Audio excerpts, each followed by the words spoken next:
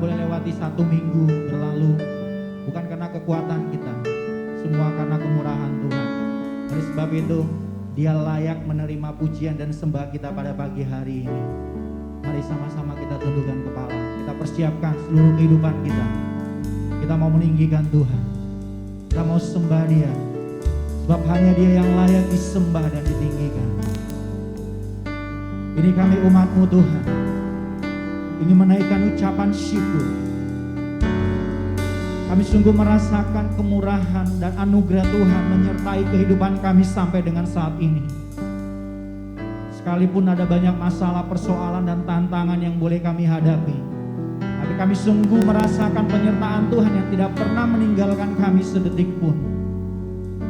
Dan senantiasa memberikan kekuatan baru dan kemampuan bagi kami Tuhan untuk melangkah bersama-sama dengan Tuhan. Di dalam pimpinan kuasa Roh Kudus kami akan melihat pekerjaan dan perbuatan Tuhan yang ajaib dalam kehidupan kami. Sehingga dalam segala hal kami akan menaikkan ucapan syukur dan kami akan meninggikan Engkau, Raja kami, Allah kami. Haleluya. Ini pujian kami Tuhan. Ini pujian umat-Mu Bapa. Kau yang layak disembah, hanya Kau yang layak.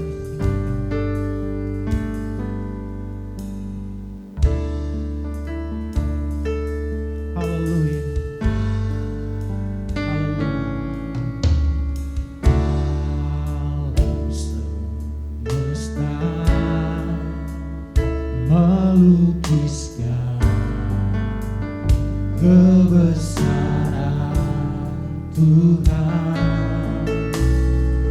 Bumi dan surga menyanyikan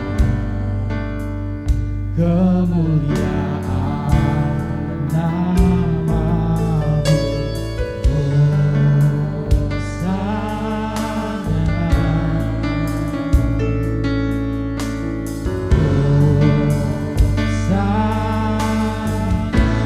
Hosana,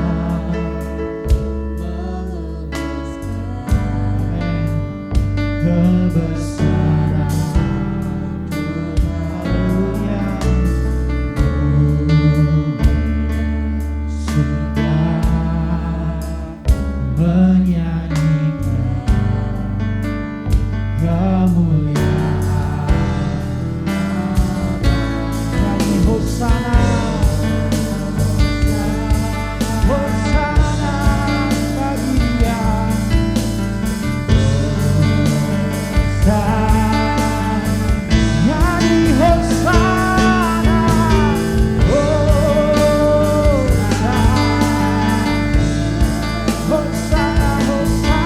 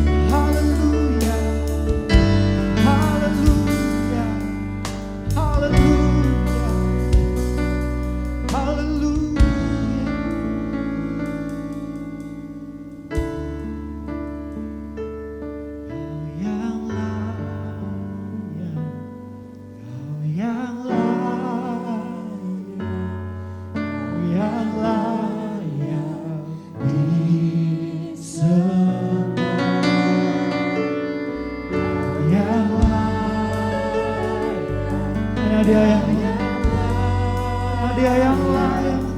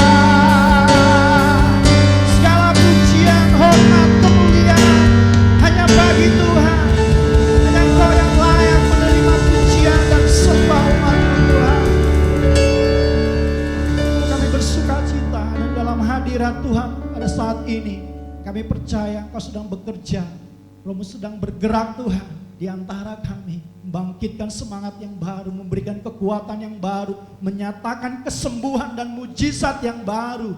Karena Allah yang kami sembah, Allah yang luar biasa. Terima kasih. Mari kita siapkan hati kita untuk mendengar firman Tuhan sebentar. Izinkan Dia berbicara untuk menembus relung hati kita yang paling dalam. Biarlah firman-Nya yang mengoreksi seluruh kehidupan kita, sehingga kita semakin murni di hadapan-Nya. Izinkan Roh Kudus bekerja dengan leluasa untuk menguasai hati dan pikiran kita saat ini. Kami izinkan Engkau Tuhan untuk mengambil alih sepenuhnya seluruh kehidupan kami Bapa. Hati dan pikiran kami hanya tertuju hanya kepada Tuhan, kepada firman-Mu. Karena firman-Mu adalah sumber kehidupan, sumber kekuatan yang baru, sumber pengharapan kami, sumber mujizat atas hidup kami. Ketika kami percaya, di sana kuasa-Mu akan dinyatakan atas kehidupan kami Bapa. Ini hati kami, biarlah Engkau berbicara atas kami Bapa. Mari kita kembali bangkit berdiri bersama-sama, kita naikkan pujian ini sekali lagi.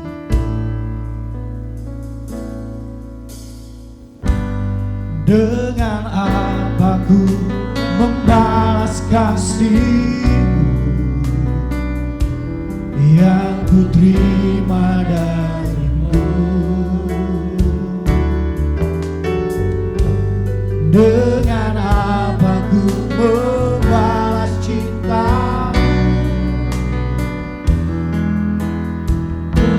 Yesusku?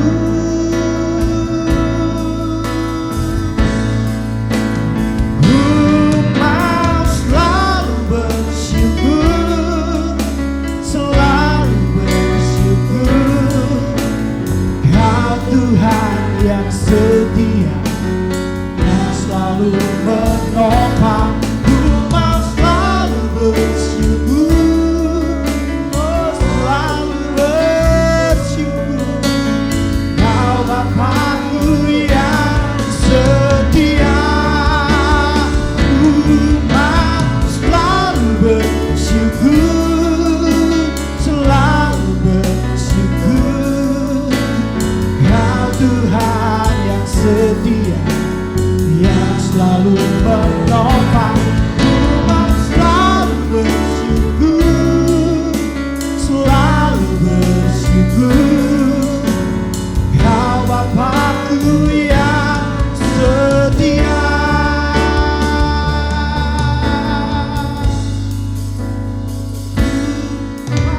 Selalu bersyukur,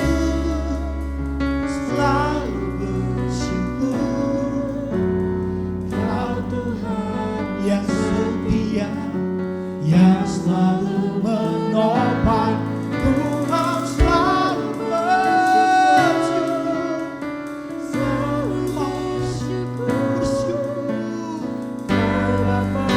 segala hal kami mau bersyukur selalu Tuhan, selalu bersyukur, selalu bersyukur. Kau Tuhan yang setia, yang selalu menopang.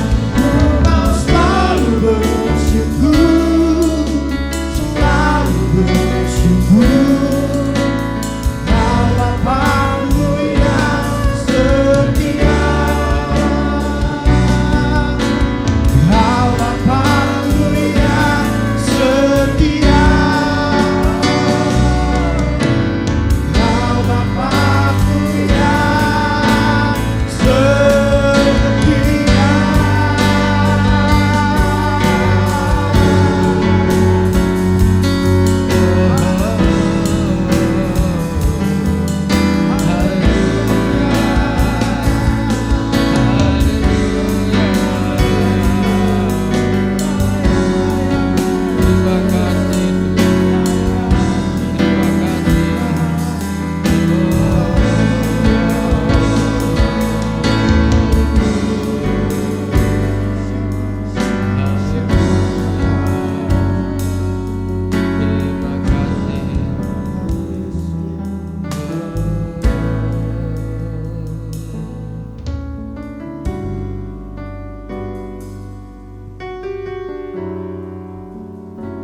Tentunya kita tidak dapat membalas kasih Tuhan yang sudah kita terima dengan segala usaha, dengan segala jerih lelah kita. Itu semua bagaikan kain kotor. Tetapi jika kita ada saat ini, itu semua karena berkat Tuhan. Dan kita senantiasa bersyukur atas kebaikan Tuhan, atas kasih sayang Tuhan yang telah Tuhan berikan bagi kita pada saat pagi hari ini. Biarlah hati kita tetap fokus kepada Tuhan, sebab Dia tidak pernah meninggalkan kita. Dia selalu baik bagi kita. Dia selalu memeluk dan selalu mengobati dikala kita sedang dalam keadaan sakit. Dia menjadi seorang sahabat yang senantiasa menaruh kasih setiap waktu bagi kehidupan kita. Terima kasih Tuhan Yesus. Terima kasih Roh Kudus atas selawatan-Mu saat pagi hari ini. Biarlah kami tetap bersuka cita karena kebaikan-Mu, karena anugerah-Mu.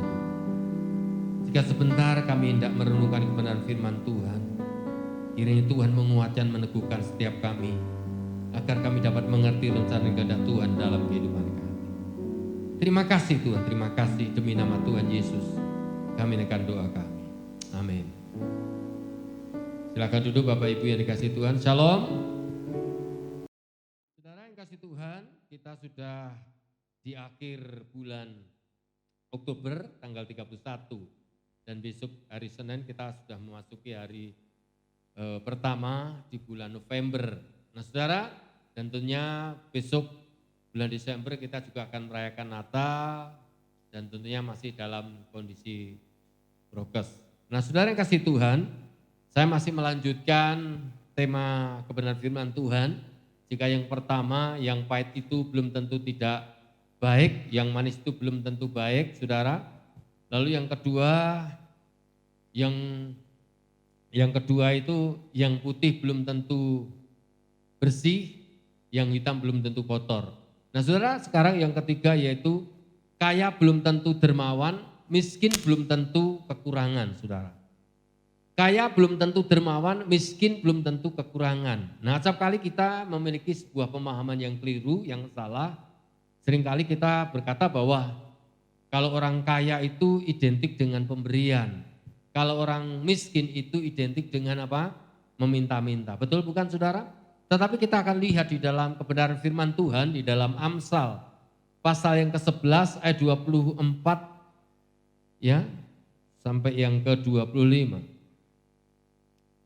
Amsal 11 ayat 24 sampai 25 dikatakan demikian. Ada yang menyebar harta tetapi bertambah kaya. Ada yang menghemat secara luar biasa namun selalu berkekurangan. Siapa banyak memberi berkat, diberi kelimpahan. Siapa memberi minum, ia sendiri akan diberi minum. Siapa menahan gandum, ia dikutuki orang, tetapi berkat turun di atas kepala orang yang menjual gandum. Amin. Saudara yang kasih Tuhan.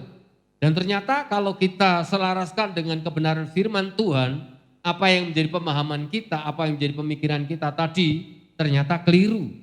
Karena apa? Karena tadi kita memiliki sebuah pemahaman kalau orang kaya itu identik dengan apa? Identik dengan pemberian, orang miskin itu identik dengan meminta-minta. Dan ternyata, saudara, Amsal berkata bahwa ada yang menyebar harta tetapi bertambah kaya.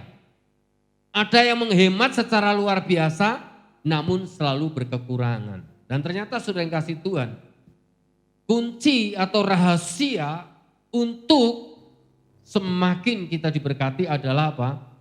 Semakin kita memberi berarti kita menolong diri kita sendiri. Nah, saudara yang kasih Tuhan, ternyata saudara, hukum dunia dengan hukum Tuhan itu sangat berlawanan, saudara. Kita seringkali mendengar, bahkan kita diajarkan juga sebuah pepatah mengatakan hemat pangkal kaya. Betul? Hemat pangkal kaya, lalu apa lagi? Boros pangkal miskin. Dan ternyata itu tidak sesuai dengan kebenaran firman Tuhan, saudara. Memang dunia mengajarkan tentang ilmu ekonomi.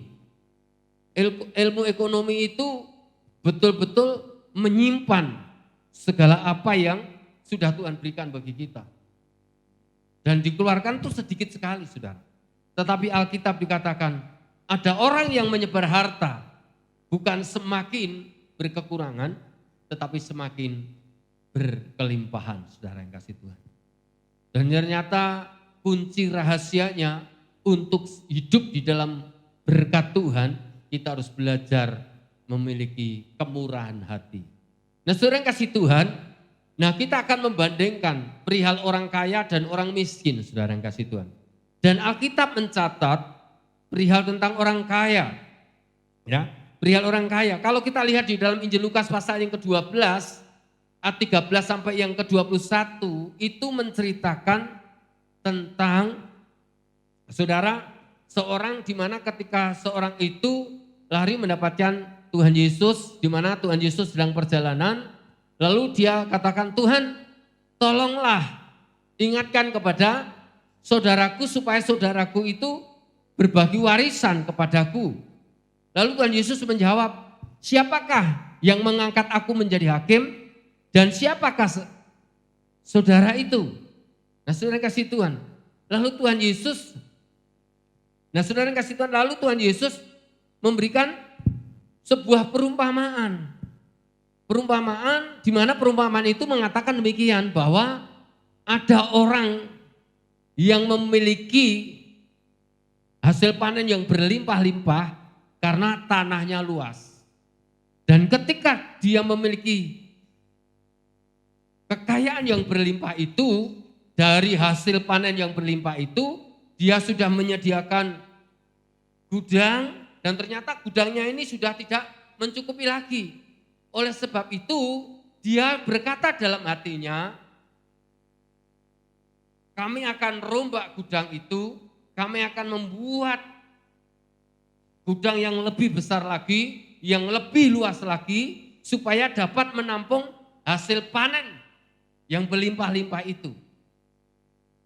Ditampung sedemikian rupa, saudara.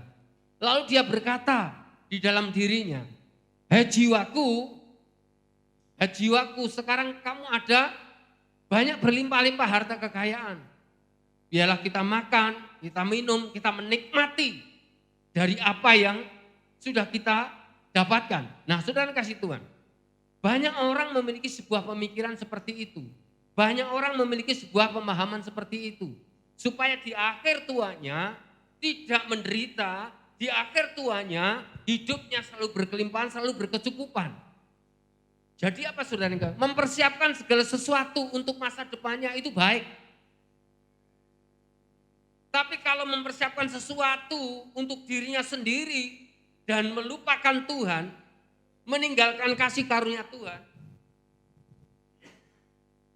itu yang tidak dibenarkan di hadapan Tuhan, saudara kasih Tuhan. Dan orang di dalam dunia demikian rupa, saudara, mempersiapkan. Namun pada kenyataannya, saudara, ketika dia sudah mendapatkan apa-apa, dia sudah mendapatkan harta yang berlimpah, sudah mendapatkan apa yang dia ingini, apa yang dia dambakan, sudah tercapai. Apakah mereka bisa menikmati dari apa yang dia usahakan itu, saudara? Dan ternyata mereka bisa menikmati loh, saudara yang kasih Tuhan.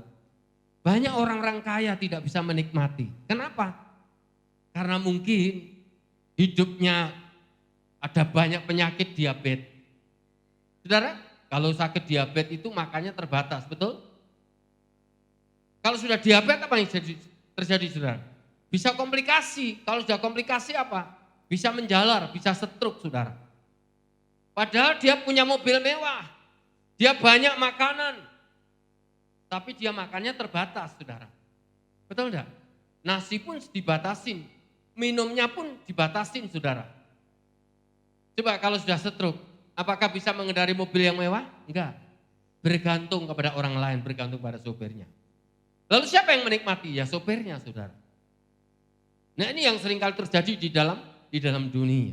Kita diingatkan hal itu oleh Tuhan Yesus. Saudara yang kasih Tuhan, ada banyak orang. Dikatakan di dalam Injil Lukas 12 ayat yang kelima, katanya gini, kata Tuhan Yesus kepada mereka. Berjaga-jagalah dan waspadalah terhadap segala ketamakan.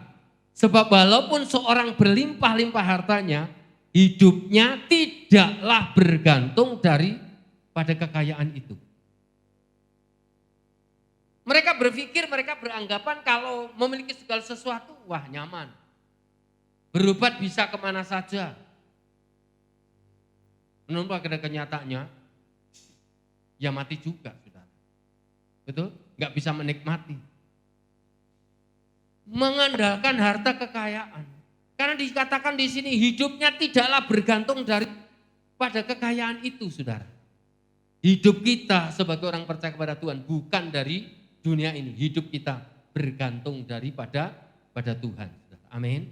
Hidup kita bergantung dari Tuhan. Yang terpenting kita bisa menikmati kasih karunia Tuhan. Saudara yang kasih Tuhan, semeleh, berserah sepenuh kepada Tuhan. Meskipun kita sedang menghadapi berbagai macam kesukaran, kesulitan dalam kehidupan kita. Tuhan Yesus katakan kesusahan sehari cukuplah untuk sehari. Jangan kita memikirkan perkara-perkara yang akan terjadi. Wah besok bagaimana. Itu bukan urusan kita. Urusan kita adalah berserah sepenuh pada Tuhan. Biarkan Tuhan yang memimpin setiap langkah kehidupan kita. Orang berserah itu enak, saudara. Orang berserah itu sungguh sangat luar biasa. Ada damai sejahtera, ada sukacita. Coba kalau hidupnya itu kemerungsung, penuh dengan tergesa-gesa, ya tidak akan nyaman, saudara. Ini orang kaya, saudara. tidak kekurangan apapun, namun pada kenyataannya dia tidak mendapatkan ketenangan dan sejahtera di dalam hidupnya.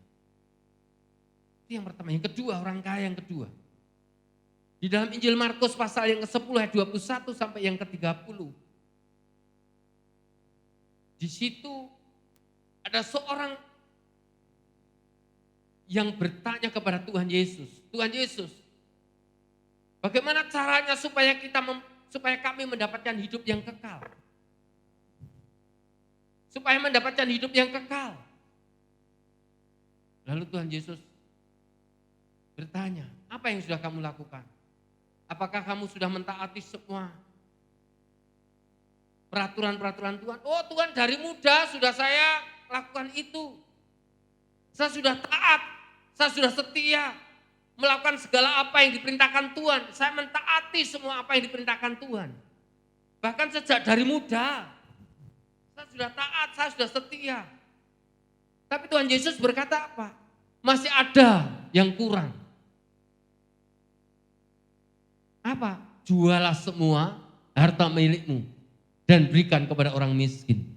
Nah, dari situ orang ini kecewa, saudara. Kenapa? Karena disuruh untuk menjual semua apa yang dimiliki dan baru mengikut Tuhan. Saudara yang kasih Tuhan, memang di dalam pengiringan kita kepada Tuhan itu harus berani bayar harga.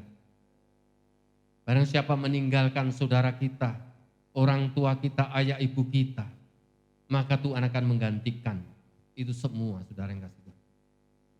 Nah, orang ini kecewa, dia meninggalkan. Lalu Tuhan Yesus berkata, saudara yang kasih Tuhan. Tuhan Yesus berkata di dalam Injil Markus 10 ayat 20 sampai 23 dikatakan, lalu orang itu kepadanya, Guru, semua itu telah kuturuti sejak masa mudaku, tetapi Yesus memandang dia dan menaruh kasih kepadanya. Perhatikan, menaruh kasih kepadanya. Lalu berkata kepadanya, hanya satu lagi kekuranganmu. Pergilah, jualah apa yang kau miliki dan berikanlah itu kepada orang-orang miskin. Maka engkau akan beroleh harta di surga. Kemudian datanglah kemari dan ikutlah aku. Mendengar perkataan itu ia menjadi kecewa lalu pergi dengan sedih sebab banyak hartanya. Lalu Tuhan Yesus memandang murid-muridnya di sekelilingnya dan berkata kepada mereka, alangkah sukarnya orang yang beruang masuk ke dalam kerajaan surga. Bahkan di dalam ayat 35 sampai 37, karena siapa yang mau menyelamatkan nyawanya, ia akan kehilangan nyawanya. Tetapi barang siapa kehilangan nyawanya karena aku dan karena Injil, ia akan menyelamatkannya, saudara. Apa gunanya seorang memperoleh seluruh dunia tetapi ia kehilangan nyawanya, saudara. Lebih mudah seekor unta, kata Tuhan Yesus. Lebih mudah seekor unta masuk ke dalam lubang jarum daripada orang kaya masuk dalam kerajaan Allah. Dan tentunya tidak semua, saudara. Ada orang kaya yang mencintai Tuhan. Ada orang kaya yang sangat mengasihi kepada Tuhan. Dia rela berkorban, dia rela melakukan apapun untuk Tuhan, saudara yang kasih Tuhan. Tetapi Alkitab mencatat di sini, orang ini sedih dan kecewa dan dia tidak mengikut aku. Karena apa? Karena dia lebih berat kepada harta bendanya, saudara.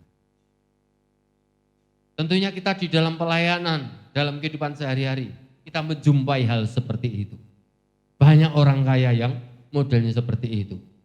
Tetapi yang dimaksud di sini adalah kaya di dalam Tuhan. Orang yang kaya di dalam Tuhan pasti penuh dengan kemurahan hati, saudara.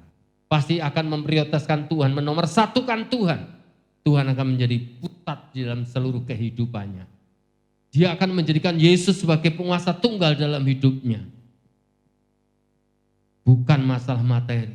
Saudara, coba kalau kita renung-renungkan, kita bekerja keras, kita berupaya, kita punya target, punya goal.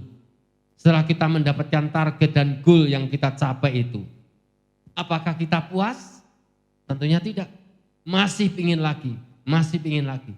Demikian juga orang, saudara, sudah punya kendaraan satu, masih pingin kendaraan yang satu lagi. Sudah punya mobil yang bagus, pengen yang lebih bagus lagi. Ada rasa keinginan dan keinginan terus, saudara. Itulah sifat manusia, saudara. Tapi biarlah kita boleh senantiasa tetap mensyukuri segala berkat yang Tuhan berikan buat kita. Saudara, kita mau jalan kaki, mau pakai sepeda, mau pakai apapun, yang terpenting hidup kita ada di dalam tangan Tuhan, saudara. Tidak akan mempengaruhi, saudara, kredibilitas kita di dalam kehidupan kita, saudara. Mari kita mau belajar untuk tetap bersyukur dengan apa yang sudah Tuhan berikan bagi kita. Itu contoh dari orang kaya yang sukar masuk dalam kerajaan surga. Karena orientasinya adalah materi. Biarlah kita memperhatikan perkara-perkara yang rohani, bukan perkara-perkara duniawi. Yang kedua, saudara yang kasih Tuhan. Contoh yang kedua itu dikatakan orang miskin. Jadi dikatakan apa? Amsal ada yang menyebar harta tetapi bertambah kaya. Ada yang menghemat secara luar biasa namun selalu berkekurangan. Ya, kaya belum tentu dermawan, saudara. Miskin belum tentu kekurangan. Nah, contoh orang miskin, saudara. Contoh orang miskin yaitu di dalam 1 Raja-Raja pasal yang ke-17 7 sampai yang ke-24, saudara. Itu menceritakan tentang seorang janda di Sarfat, saudara. Tentunya sudah tidak asing lagi buat kita. Janda di Sarfat ini. Janda di Sarfat ini tinggal memiliki segenggam tepung dan sedikit minyak dalam buli-buli. Karena apa? Karena terjadi krisis. Nah, sekarang Indonesia bahkan dunia ini sedang dilanda krisis. Krisisnya berapa tahun, saudara? Baru hampir kurang lebih sekitar 2 tahun, betul enggak? Kurang lebih 2 tahun. Ini 3,5 tahun, saudara. Sampai tidak punya apa-apa, saudara. Janda Sarfat ini tinggal punya segenggam tepung dan sedikit minyak dalam buli-buli, saudara. Lalu Tuhan perintahkan Elia untuk pergi ke Sarfat. Dan Tuhan akan memelihara Elia. Akhirnya bertemu dengan seorang janda di Sarfat. Di mana janda ini sedang mengumpulkan 2-3 batang kayu. Untuk apa? Untuk mengolah segenggam tepung dan sedikit minyak dalam buli-buli itu, saudara. Lalu apa yang terjadi, saudara? Dia dalam prinsip hidupnya, wah, saya harapan satu-satunya, karena dia katakan begini, harapan satu-satunya adalah segenggam tepung dan sedikit minyak. Dia akan mengolah segenggam tepung dan sedikit minyak itu, lalu mengolah dan berikan kepada anaknya dan dia. Setelah itu dia akan mati. Artinya enggak ada harapan lagi. Artinya jalannya sudah tertutup. Tapi ketika mengalami perjumpaan dengan Elia, Elia katakan, berilah aku minum. Lalu janda Sarfat ini di tepi sungai Kerit ini sudah mulai kering. Lalu dia katakan, berilah aku minum, Elia. Lalu janda ini memberi minum. Lalu sekarang berilah aku roti. Dia katakan ini, loh Tuhan, saya sedang mengumpulkan kayu api dan akan mengolah segenggam tepung dan sedikit minyak. Dan setelah itu kami akan makan dan kami akan mati. Tapi yang terjadi, apa yang terjadi, saudara? Buatlah terlebih dahulu untukku dan baru untuk kamu dan anakmu. Saudara, ketika seorang hamba Tuhan yang mendapat peneguhan, mendapat perintah dari Tuhan, diperintahkan untuk pergi kepada seorang janda di Sarfat ini. Dan janda di Sarfat ini, dia taat, dia melakukan apa yang diperintahkan oleh Elia ini. Dan apa yang terjadi, saudara? Coba kita lihat, kita baca di dalam 2 Raja-Raja pasal 17.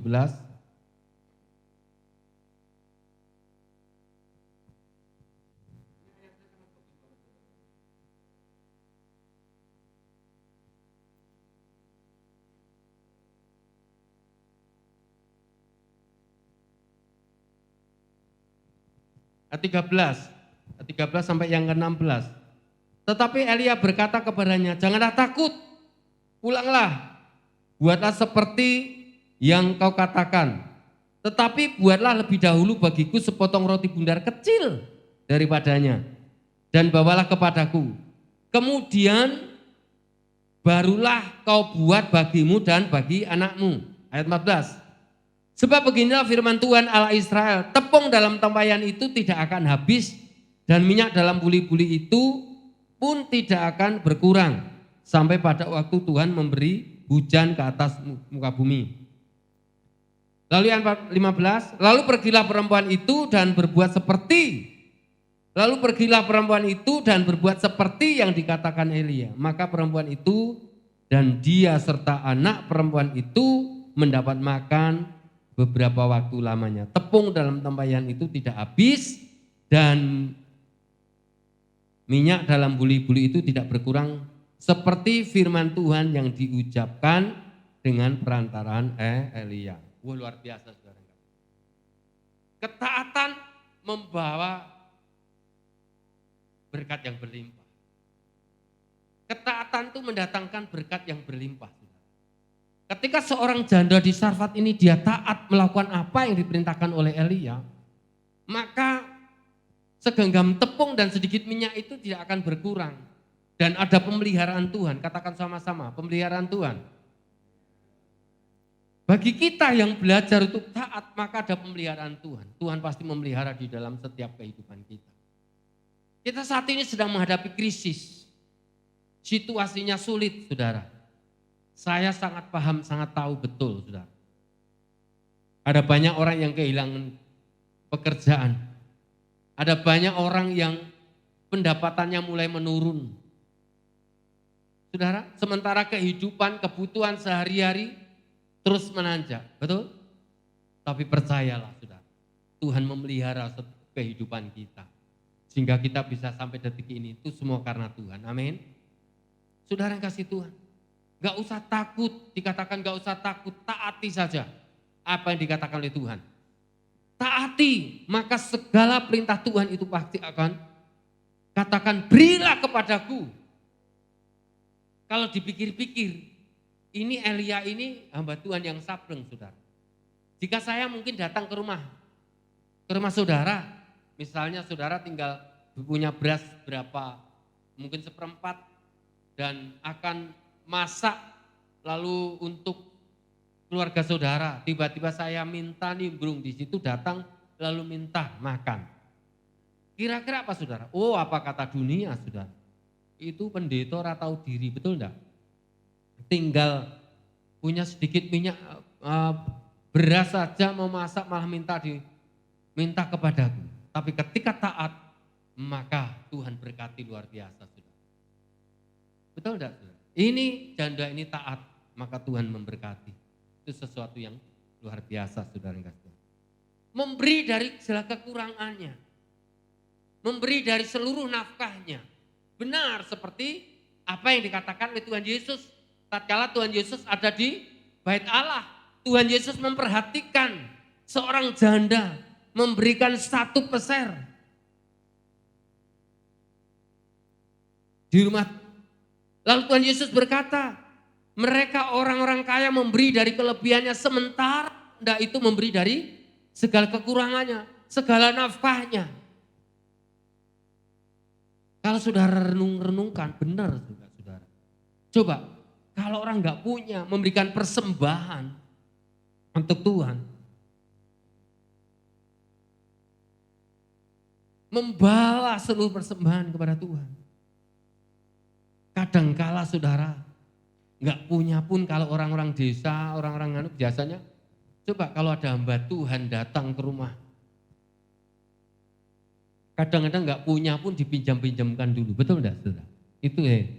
Itu tradisi kadang-kadang di daerah itu seperti itu di daerah, ya. Saudara, benar apa yang dikatakan Tuhan Yesus. Orang kaya memberi dari kelimpahannya, dari kelebihannya. Tetapi orang-orang miskin memberi dari segala kekurangan. Ini bukan masalah jumlah nominalnya, tetapi ini masalah hati, saudara. Masalah hati. Ketika kita digerakkan oleh Tuhan, hati kita digerakkan oleh Tuhan, belajarlah untuk menabur, maka kita akan diberkati, saudara. Jujur saudara, saya sebagai hamba Tuhan, kadangkala berhadapan dengan situasi yang sangat dilematis. Coba ketika kita datang ke jemaat saudara, di jemaat di Tugu itu saudara, sederhana-sederhana. Kadang ketika mereka menceritakan tentang kehidupannya, saudara, tentunya bukan di tempat kita saja, di tempat lain pun juga sama, saudara. Ketika dia menceritakan tentang kehidupannya, kesusahannya, kesulitannya, kita sebagai hamba Tuhan itu ingin membantu dan menolong. Apalagi ketika ada yang sakit, saudara. Waduh, saudara, kita juga ingin membantu, kita menolong, tapi apa daya kita tidak. Tapi kita belajar untuk memberi. Saudara yang kasih Tuhan, jemaat di Makedonia, di dalam 2 Korintus pasal 8 sampai 1 yang kelima, itu diceritakan di mana Rasul Paulus menyaksikan perihal kondisi keadaan jemaat di Makedonia. Jemaat Makedonia ini bukan jemaat yang kaya, jemaat yang sangat miskin, jemaat yang penuh dengan penderitaan, sedang menghadapi berbagai macam pencobaan. Namun saudara yang kasih Tuhan, itu belum titik, namun masih koma. Saudara, koma saudara. Tetapi mereka kaya dalam kemurahan. Katakan sama-sama, kaya dalam kemurahan. Kaya dalam kemurahan saudara. Kenapa? Karena Rasul Paulus tahu akan kemampuan kekuatan jemaat di Makedonia. Tapi ketika dia diminta untuk memberikan persembahan, melampaui. Ini sesuatu yang sangat luar biasa.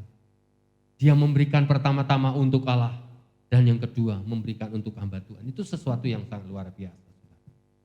Saudara yang kasih Tuhan, ini jemaat meskipun miskin, banyak masalah, menghadapi berbagai macam persoalan, pencobaan, tapi sukacita mereka melimpah dan mereka kaya dalam kemurahan.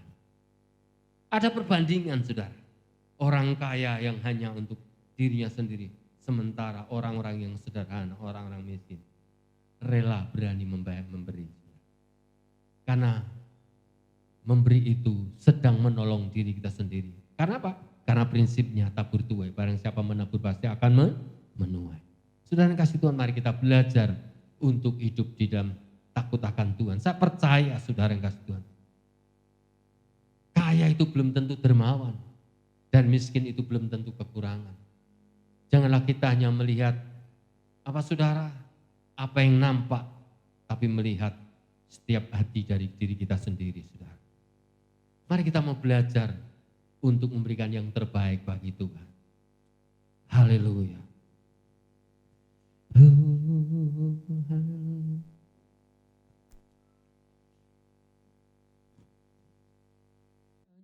ini Tuhan persembahanku, terimalah Tuhan persembahanku. Untuk miliki harta kekayaan yang cukup berarti untuk ku persembahkan, hanya ini Tuhan permohonanku.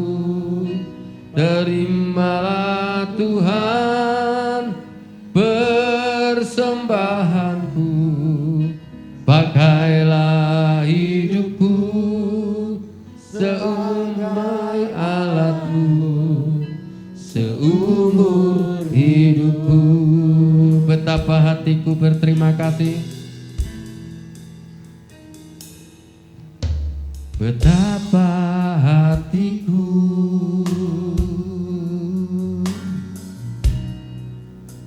berterima kasih Tuhan. Kau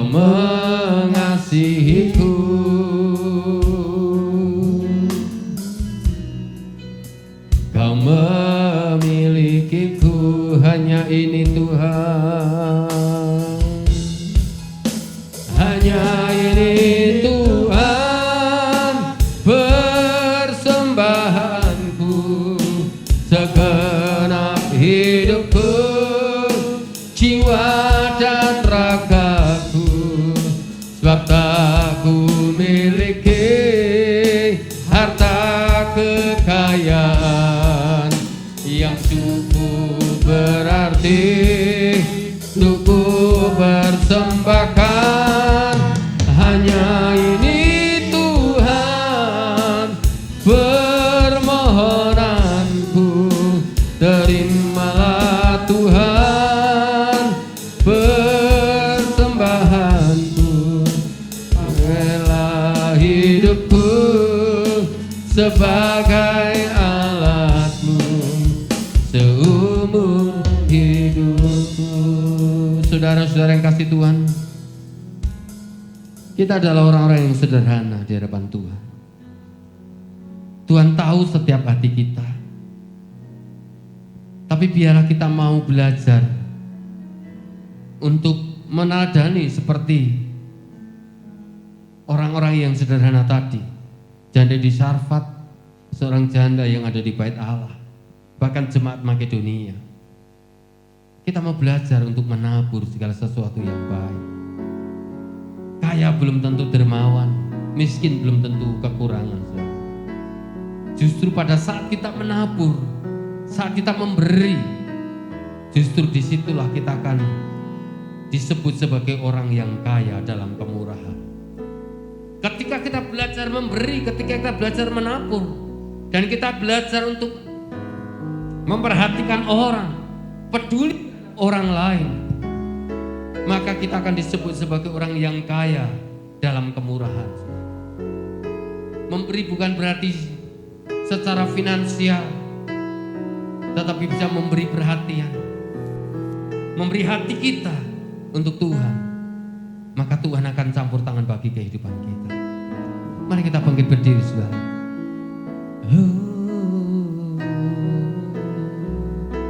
Hanya ini Tuhan persembahanku, segenap hidupku, jiwa dan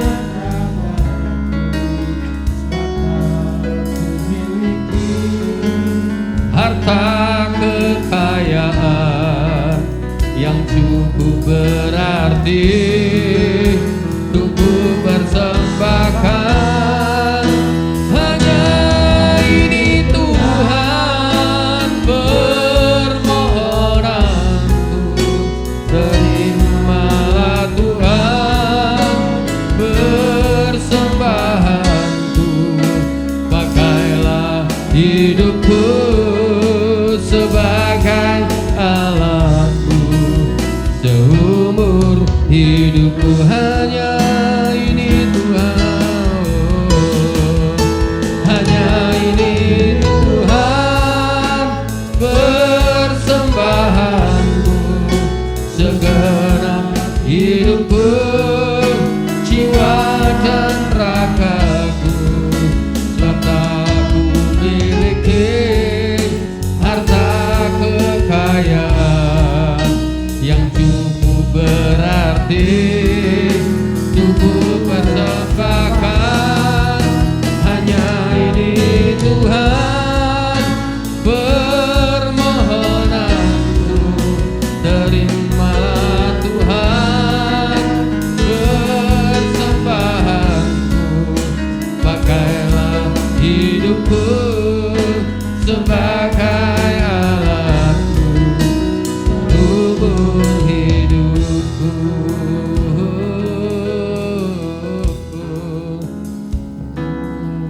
Hidupku sebagai alatmu seumur hidupku.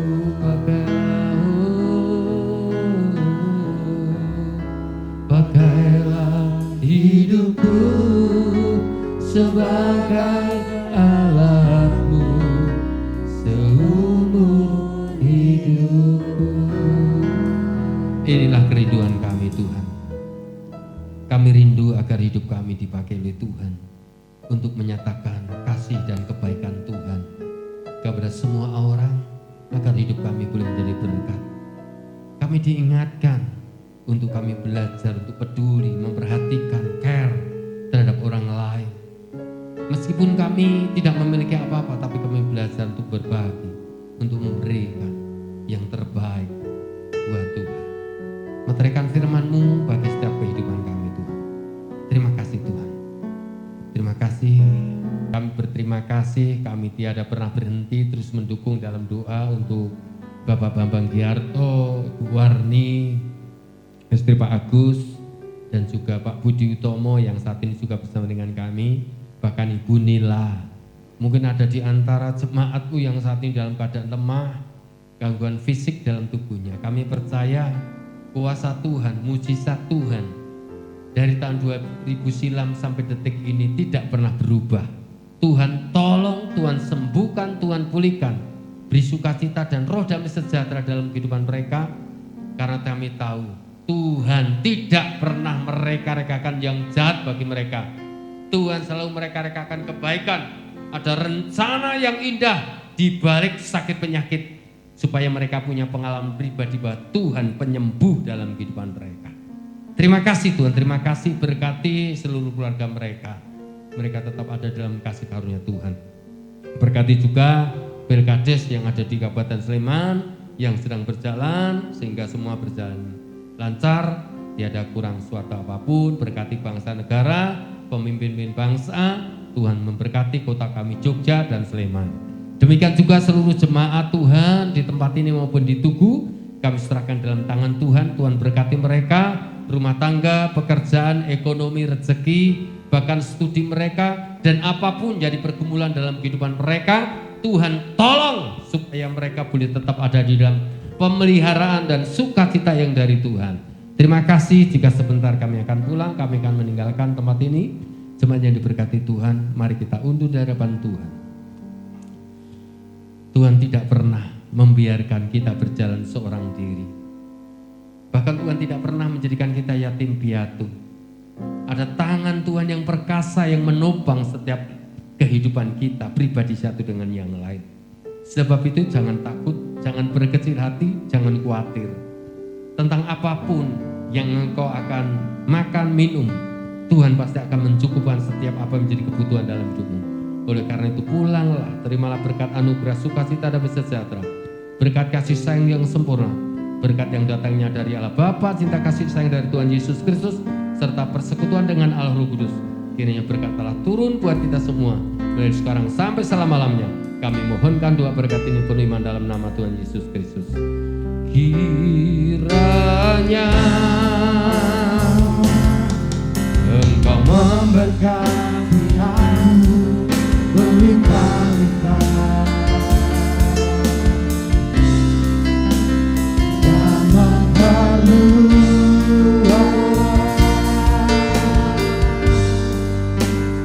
daerahku, dan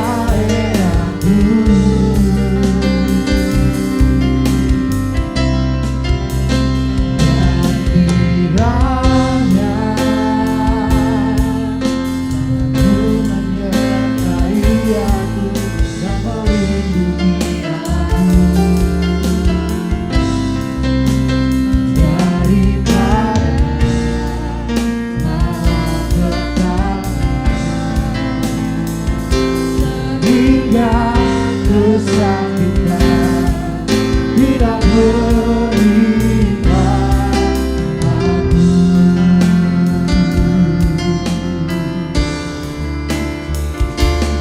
hingga kesakitan tidak menimpa aku. Kami mengucap syukur atas segala rahmat, kemurahan, dan kebenaran firman Tuhan yang boleh kami terima pada pagi hari ini. Kami pulang mengakhiri ibadah kami dengan penuh ucapan syukur di dalam nama Tuhan Yesus Kristus. Haleluya, amin.